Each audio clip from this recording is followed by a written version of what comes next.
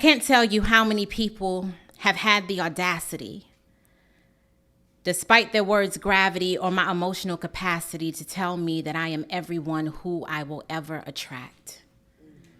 Now, luckily, I'm wise enough to know that some people are drawn to me because I possess what they lack, but there are people who want me to blindly accept that anything I don't like about an ex is something that I also don't like about myself. And when you think about it, it's a brilliant concept. If you can convince me that I'm the cause and the cure of my burdens, then you don't have to be concerned while I'm hurting. You can just teach me that until somebody treats me well, that I am not yet worth it. If you don't believe me, then go through some shit and watch how people wrap you up real quick. I've stood in front of friends with 3-degree burns and remained 3 degrees of separation from my truth. I told them someone hurt me, and instead of them offering empathy, they wanted proof. They wanted to survey the crime scene only to decide that the culprit had to have been me, myself, and I, as if we didn't find my ex's fingerprints in the residue, as if none of them could possibly be arsonists and only my decision-making is criminal. And I can't tell you how many men have called themselves trying to mingle, and the first question they ask is, damn, why you single? Okay, so are you, but it's nice to meet you, Dr. Phil. Who equipped you with the skills to handle the tea that you're asking me to spill right here in the middle of Target, while we're getting produce at the supermarket, in the club with music blasting, you just learned my name, and this is the first thing that you ask me.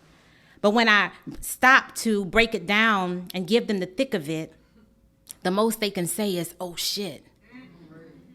Because people don't really want to hear how you were deceived or how you were manipulated out of your things, how you were love bombed and robbed of a feeling, how that sent you into a state of disequilibrium, how there's a scientific reason that people start fiending for the beauty they had even after a relationship goes bad. It takes time to take off that rose-colored glass.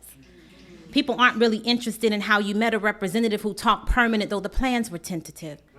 All the world wants to know is, damn, sis, is your intuition broke?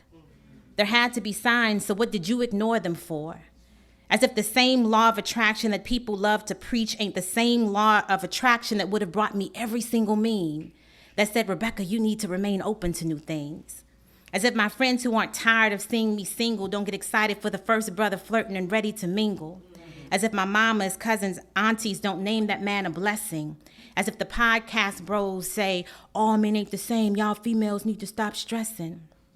And then the same people who tell me to give love a chance are the same people that blame me when things go bad. It's like you damned if you do, damned if you lose, and then when you are disappointed, sad, and confused, they like, damn, you need to learn how to choose. You're the reason that your skies remain blue. But if I tell you what I've gone through and you still can't stand up for what was right, even in hindsight, how are you going to judge me for how I showed up in the midst of my fight? We are emotional isolationists, terrible conversationists. So what's trendy gets repeated, but trendy and truth don't have the same meaning. So I'm very careful about who I allow to speak over my life. You can preach law of attraction if you like, but I know a moth and a butterfly are attracted to the same light. You can say it 1,000 times and it doesn't make you right. Everything that sounds good is not sound advice. Thank you.